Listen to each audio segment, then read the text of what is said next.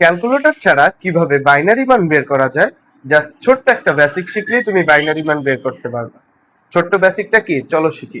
ধরো আমরা একটা সংখ্যা নিলাম 40, আর এটার বাইনারি মান বের করবো ক্যালকুলেটর ছাড়া। কিভাবে? টেস্টার পদ্ধতিতে। মনে রাখবা, টেস্টার পদ্ধতির বেসিকটা হচ্ছে যেই সংখ্যাটা নিব সেই সংখ্যার নিচে দিব 1, আর যেই সংখ্যা নিব না তার নিচে দিব 0।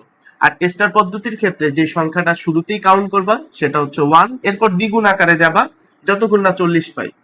মনে রাখবা, টেস্টারের ক্ষেত্রে প্রসেসটা হচ্ছে 40-এর বাইনারি লাগবে, তো সো 40 পর্যন্ত সংখ্যা নিব, কিন্তু এর বড় কোনো সংখ্যা নিব না। তাহলে 1-এর দ্বিগুণ 2, 2-এর দ্বিগুণ 4, 4-এর দ্বিগুণ 8, 8-এর দ্বিগুণ 16, 16-এর দ্বিগুণ 32, 32-এর দ্বিগুণ 64। তাহলে আমাদের বাইনারি লাগবে যেহেতু 40-এর, তাহলে 64 আমাদের কোনো দরকার নাই। এবার জাস্ট দেখতে হবে কত কত সংখ্যা দ্বারা যোগ করলে 40 হয়। তাহলে 32 আর 8 যোগ করলে হয় 40। তাহলে যাকে নিব তার নিচে দিব 1, আর যাকে নিব না তার নিচে দিব 0। ভাই দেখো, ক্যালকুলেটর লাগবে না বাইনারি বের করতে। খুব সহজ না?